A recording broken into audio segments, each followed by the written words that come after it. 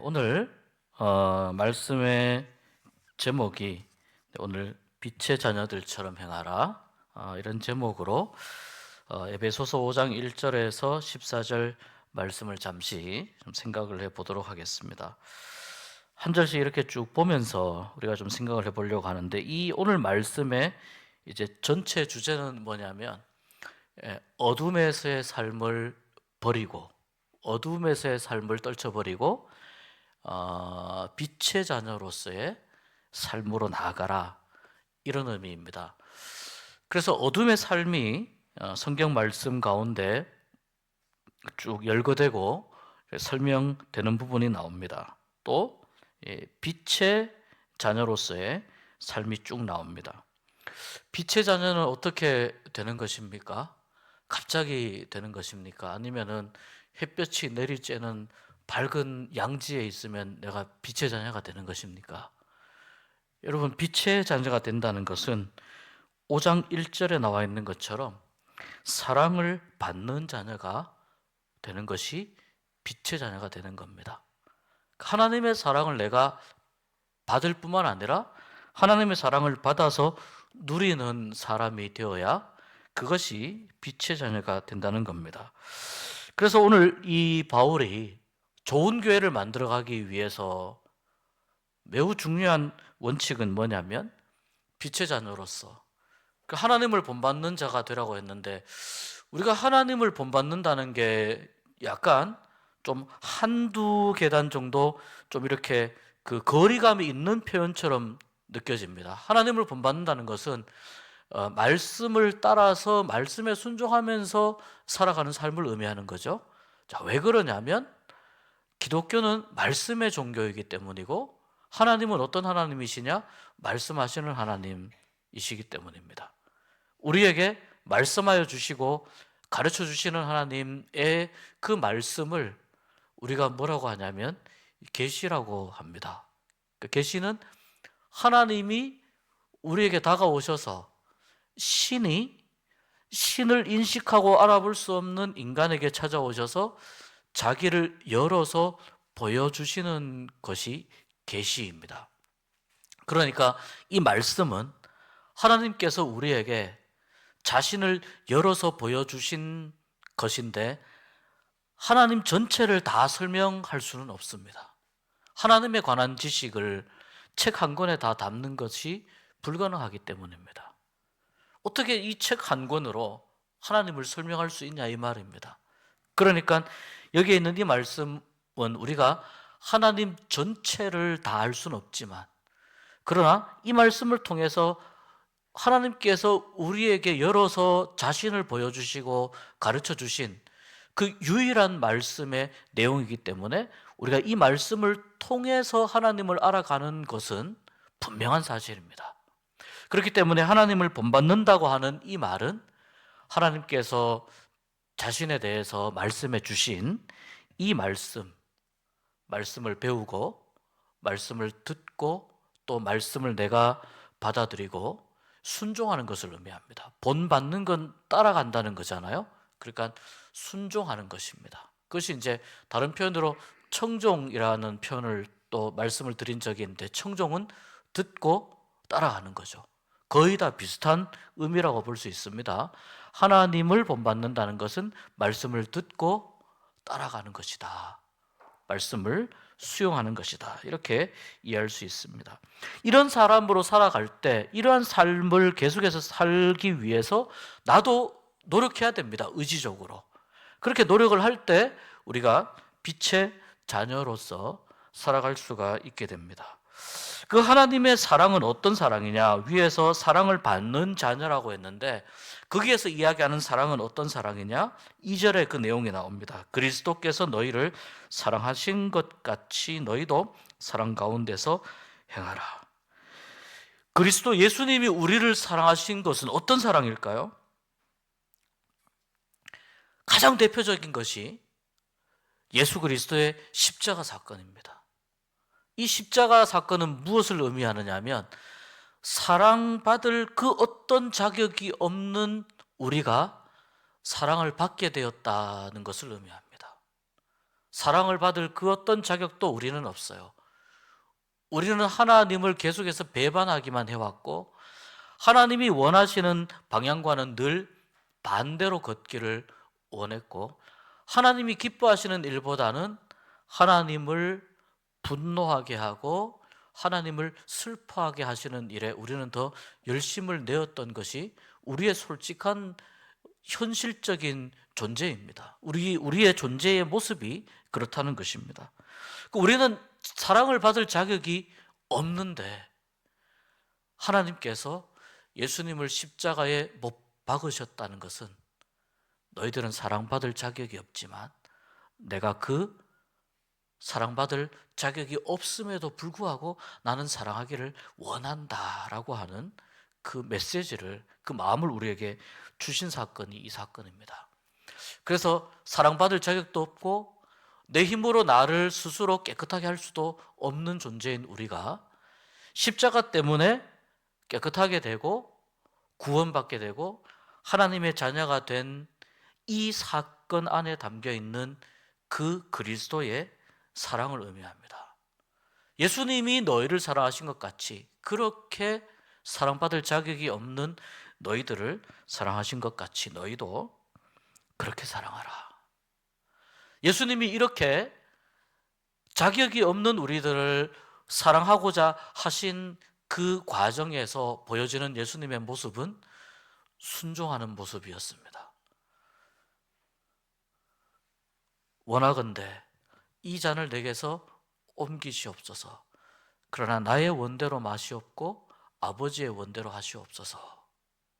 하나님의 뜻에 끝까지 마지막까지 순종하고자 결단했던 예수님의 그 결단이, 순종의 결단이 십자가까지 간 것입니다.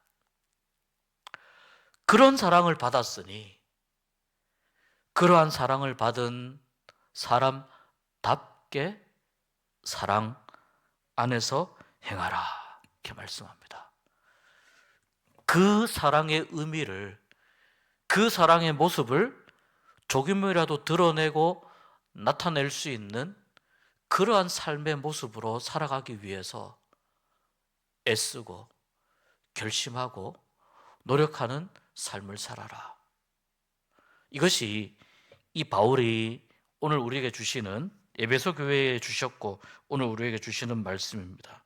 그러니까 보시면 그는 우리를 위하여 자신을 버리사 향기로운 제물과 희생 제물로 하나님께 드리셨느니라. 속죄양의 개념이기도 하고 유월절 어린 양의 개념도 된다고 제가 말씀을 드렸습니다. 이러한 예수님의 순종하는 그 사랑, 그 모습을 본받아서 우리도 그렇게 사랑받을 자격이 없었던 우리도 사랑받을 자격이 없는 사람을 향해서 지적하는 것이 아니고 그들을 사랑하고 품으면서 나아갈 때 교회가 하나님 보시기에 조금 더 교회다워진다. 교회가 아름다운 교회가, 교회다운 교회가 된다는 말씀을 하고 있습니다. 이러한 내용으로 쭉 이어지는데요. 이제 어두움의 모습에 대해서 3절, 4절, 이렇게 5절, 6절 쭉 이야기합니다. 7절은 어두움에 사는 사람들과 같이 하지 말라. 이렇게 7절에서 이야기하죠. 그 앞에 어두움에 관한 내용이 뭐냐? 자, 3절에 한번 보시면은 3절이 우리 같이 한번 읽어봅니다. 음행과 온갖 더러운 것과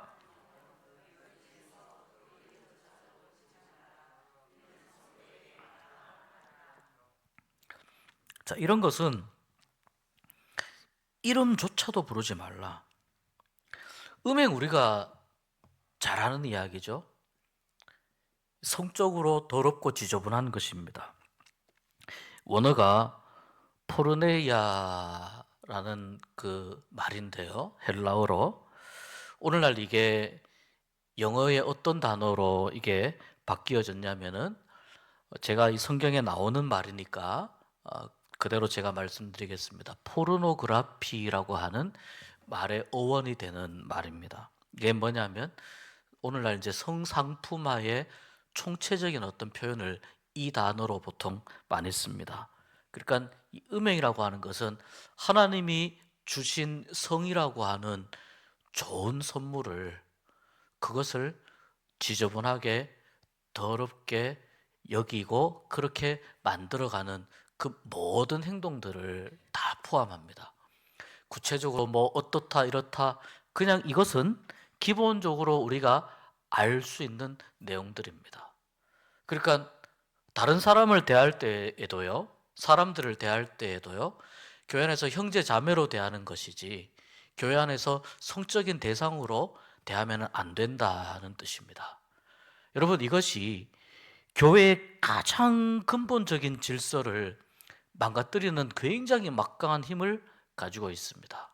그래서 바울이 오늘 교회를 바로 세우기 위해서 가장 조심해야 될 것들 중에 첫 번째 음행, 두 번째 온갖 더러운 것, 이렇게 하고 있는데요. 이 온갖 더러운 것은 이게 이제 어디에 있는 그 어느 말씀에 있는 표현과 이 같은 그 말이냐면은 마태복음 23장 27절에 이런 표현이 나와요. 예수님이 하신 말씀 중에 죽은 사람의 뼈와 모든 더러운 것, 이런 표현이 나옵니다. 이 표현과 이제 같은 표현이라고 볼 수 있습니다. 그러니까 이미 죽음은 어떤 것입니까?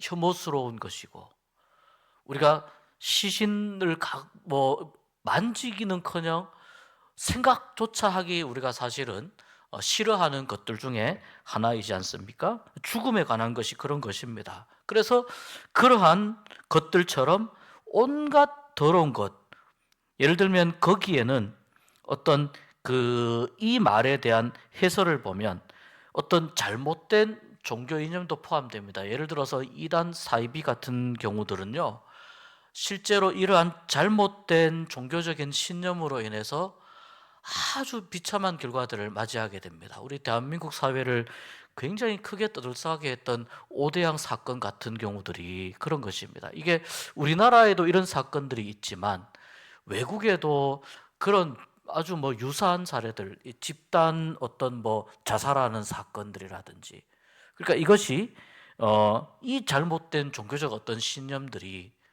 그렇게 아주 더러운 결과들로 가지고 간다는 것입니다. 또 부정한 생각들, 그 다음에 뒤에 나오지만 탐욕에 나오지만 정욕, 이런 것들, 그 다음에 또 탐욕은 이제 욕심을 이야기합니다.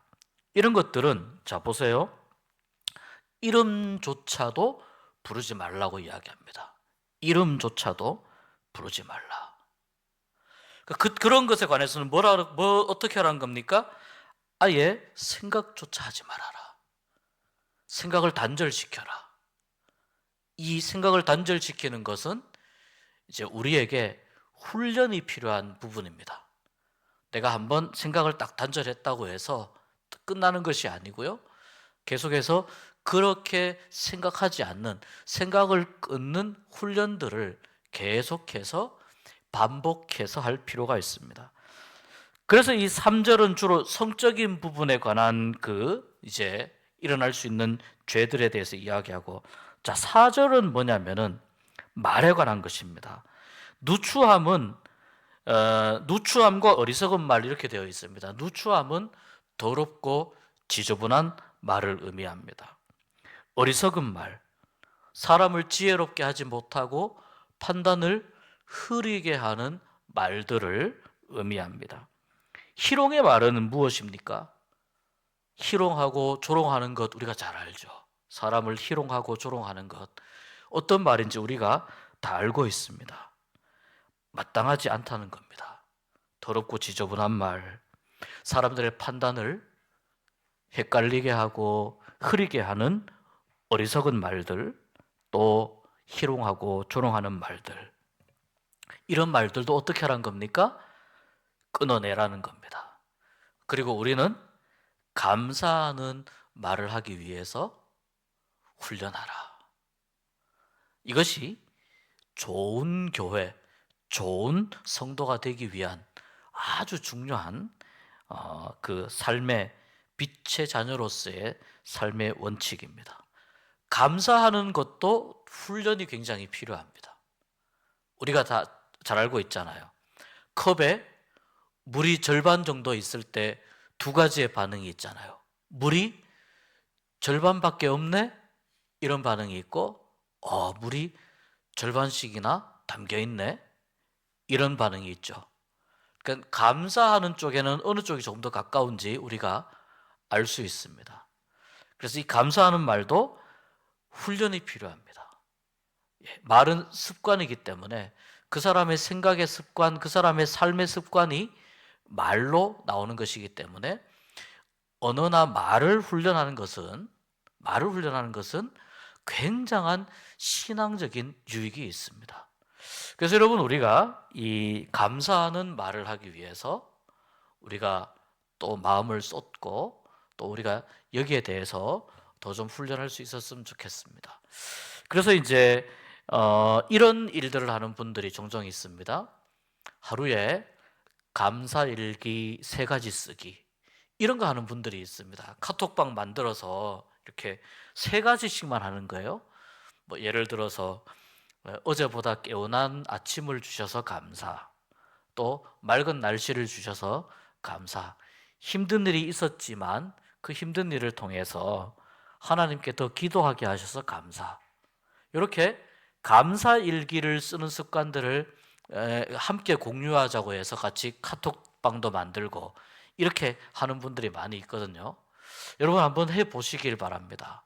구역별이나 이런 데서 우리 교회 카톡방 많이 있지 않습니까? 이거 감사일기 하자고 카톡방 또 따로 만드는 것도 제가 볼 때는 뭐 그렇습니다.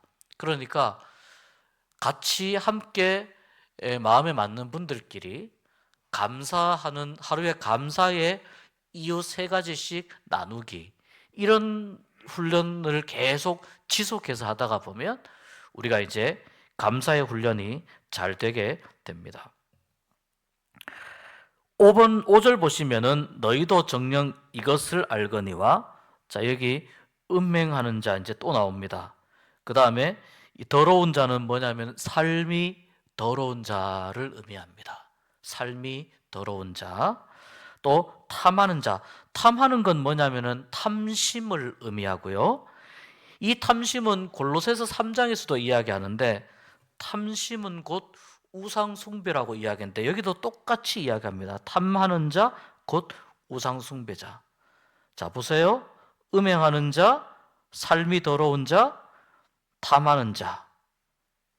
이런 사람들은 그리스도와 하나님의 나라에서, 이 그리스도와 하나님, 그리스도의 나라 곧 하나님의 나라, 이런 뜻이에요. 거기에서 기업을 얻지 못한다고 바울이 굉장히 단호하게 이야기하고 있어요. 여러분, 우리가 다 하나님 나라 들어가고 싶지 않습니까? 하나님 나라의 삶을 살고 싶잖아요. 하나님 나라의 삶을 살고 싶어 하고 하나님의 나라에 들어가고 싶은 그런 마음과 소망을 가지고 있을 때 우리가 경계해야 할 것들이 이 5절에 보면 3가지가 나온다는 것입니다. 음행하는 것을 경계해야 되고, 삶이 더러운 것을 경계해야 되고, 그리고 탐심, 정욕과 탐욕과 욕심과 이런 것들을 경계하라고 합니다. 그렇게 될 때 우리가 하나님 나라를 살게 되고 하나님의 나라에 들어가게 된다, 이렇게 이제 말씀하고 있습니다. 그렇지 않으면 하나님의 나라에서 기업을 얻지 못할 것이다 라고 말씀합니다. 그리고 이 3절, 4절, 5절의 이러한 내용, 바울이 이야기한 이러한 이 어두움의 영역에서 살아가는 삶의 이러한 내용들에 대해서 바울이 이야기한 것에 대해서 어떤 궤변으로 그 반박을 하는 사람들이 있다는 거예요. 어떤 궤변으로 바울이 그렇게 이야기하는데 그 말이 옳지 않아, 맞지 않아 하면서 나름의 논리를 가지고 이 3절, 4절, 5절에 나오는 이러한 이건 바울의 교회관입니다. 바울의 교회관에 관해서 반박하는 사람들이 있다는 겁니다. 그런데 6절에서 하는 이야기가 그 이야기입니다. 누구든지 헛된 말, 그 반박하는 말로 내가 한 지금 이 이야기들을 반박하는 말로 너희를 속이지 못하게 하라. 그렇게 할 때 하나님의 진노가 불순종의 아들들에게 임하게 된다. 하나님의 진노를 겪게 된다는 것입니다. 오늘 3절, 4절, 5절, 6절, 7절에서 중요한 것 중에 하나는 뭐냐면 말입니다. 말. 그러니까 교회 안에서 말이 얼마나 중요하냐 하는 것을 계속해서 바울이 이야기하고 있습니다. 교회 안에서 말이 얼마나 중요하냐. 어떤 그 탐욕이나 성적인 부분에 대해서 당연히 중요하다고 이야기를 했고 3절, 4절, 5절의 이러한 내용을 이상한 궤변으로 반박하는 그 헛된 말에 대해서도 경계하고 조심하라고 바울이 그렇게 이야기를 하고 있습니다. 교회 안에서 여러분 말이 중요합니다. 왜 그러냐면 기독교는 말씀의 종교이기 때문입니다. 말씀의 종교이고 사람들도 말을 하는 존재이기 때문에 그렇습니다. 그러니까 좋은 교회가 되기 위해서는, 좋은 성도가 되기 위해서는 말을 하나님의 뜻에 합당하게 그리고 공동체에 유익하게 말을 하는 것이 굉장히 중요하다고 하는 것을 우리가 알게 됩니다. 자, 이제 8절부터 14절까지 말씀을 우리가 쭉 볼 때 여기 이제 어두움의 자녀와 빛의 자녀로 이렇게 나누어집니다. 이 에베소 교회에 있는 사람들 중에도 그리스도의 사랑을 알기 전에는 전부 다 어두움의 자녀였어요. 우리도 마찬가지예요.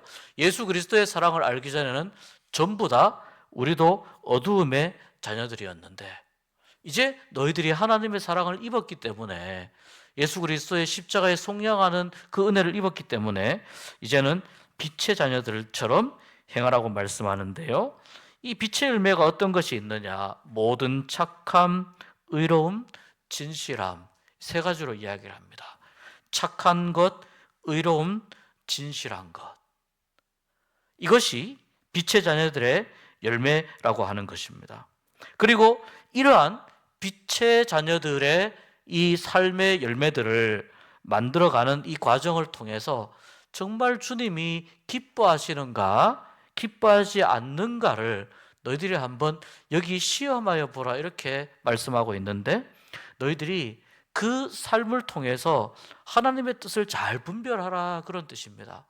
무엇이 하나님을 기쁘시게 하는 것이냐, 무엇이 성도를 굳건하게 믿음으로 세워가는 것이냐, 무엇이 교회를 건강하게 아름답게 만들어가는 것이냐, 이 빛의 자녀로서의 삶의 열매를 만들어가기 위해서 애쓰고 노력하는 그 과정을 통해서 잘 분별해 보라 라고 하는 것이 오늘 이 말씀이고요. 그리고 11절 말씀 우리가 한번 보시겠습니다. 같이 한번 읽어보겠습니다. 너희는 열매 없는 어두움의 일에 참여하지 말고 도리어 책망하라. 11절, 12절 이렇게 연결되는데 어두움의 일에 대해서 이미 우리는 어떤 것들이 어두움에 관한 것인지 잘 알고 있습니다. 하나님의 사랑을 모르는 것도 어두움의 일이고 하나님의 사랑을 거부하는 것도 어두움의 일입니다. 그리고 우리가 교회라고 하는 이 공동체 안에서 살아가면서도 여전히 어떤 그 잘못된 하나님이 기뻐하시지 않는 그러한 여러 가지 일들이나 말들을 반복하는 것 역시 어두움의 일이라고 볼 수 있습니다. 그러한 일에 참여하지 말고 하나님이 기뻐하시지 않는 일에 참여하지 말고 그런 에베소 교회 안에도 하나님이 기뻐하시지 않는 일들이 있었다는 것입니다. 교회에 유익이 되지 않는 일들이 있었다는 것입니다. 에베소 교회에서 있었지만 오늘날에도 있습니다. 오늘날의 교회에도 여전히 이러한 일들이 있습니다. 어떻게 하라고요? 책망하라고 이야기합니다. 책망하라. 이게 이제 다른 말로 보면은 폭로하라 이런 의미도 포함이 됩니다. 책망하라, 폭로하라. 그 은밀히 행하는 모든 일들, 바르지 못한 일들, 의롭지 못한 일들, 예를 들면 9절에서 말씀하는 이런 것들이에요. 착하지 않은 일들, 의롭지 않은 일들, 진실하지 않은 일들, 말하기도 부끄러운 그러한 일들이 있을 때에 참여하지 말고 그것을 책망하라고 이야기합니다. 여러분, 우리가 아주 중요한 부분이 하나 있습니다. 뭐냐면 우리가 의롭지 않고 잘못된 부분들에 대해서는 우리가 하나님 안에서 보다 나은 공동체를 만들어가기 위해서 그러한 부분들을 우리가 잘 정리하는 일들이 필요합니다. 계속 그대로 놓아둘 수는 없잖아요. 정리하는 일들이 필요합니다. 그래서 교인들이 깨어 있어야 되는 이유가 뭐냐면 나도 모르게 이러한 은밀한 일들, 말하기도 부끄러운 일들에 참여할 수 있게 되기 때문입니다. 그래서 이러한 일들이 반복되고 이러한 일들이 교회에 만연할 때 에베소 교회가 하나님 보시기에 건강하고 아름다운 교회가 되지 못한다. 바울이 지적하는 것처럼 모든 교회가 똑같은 그런 원리와 그런 원칙을 가지고 있어요. 이러한 일들이 반복될 때, 이러한 일들이 많아질 때 어떻게 그 교회가 하나님의 영광을 드러내겠느냐, 그러한 의미입니다. 그래서 여러분, 이 은밀히 행하는 것들은 말하기도 부끄러운 일들, 바르지 못하고 의롭지 못하고 비윤리적인 일들에 대해서 우리가 끊어낼 수 있는 그러한 믿음의 용기가 있으면 좋겠습니다. 그래서 우리가 계속 점점 더 하나님 보시기에 점점 더 건강한 교회로 이렇게 계속해서 만들어져 가는 과정이 우리에게 굉장히 필요하다라는 것입니다. 책망을 받는 모든 것은 빛으로 말미암아 드러나나니 드러나는 것마다 빛이니라. 결국 이 책망을 받을 만한 일들, 어두움에 관련된 일들은 빛의 열매와 하나님의 빛 아래에서 살고자 하는, 신앙생활하고자 하는 그러한 애씀과 노력이 있을 때 자연스럽게 물러가게 되고, 이것이 잘못된 것이었구나 알게 된다는 거예요. 깨달아지게 된다는 거예요. 우리도 여러분, 우리에게 혹시 그러한 부분들이 있을 때 이것이 하나님이 기뻐하시는 일들이 아니었구나, 하나님이 이 부분에 대해서는 매우 싫어하시는 일들이었구나, 우리가 이러한 것들을 깨닫게 되고 알게 될 때에 우리가 하나님께로 돌이키는 은혜가 있으면 좋겠습니다. 하나님께서 원하시는 모습으로 다시 돌아가는 은혜가 우리에게 있었으면 좋겠습니다. 14절 말씀 읽고 오늘 말씀 정리하도록 하겠습니다. 같이 한번 읽어봅니다. 그러므로 이르시기를 잠자는 자여 깨어서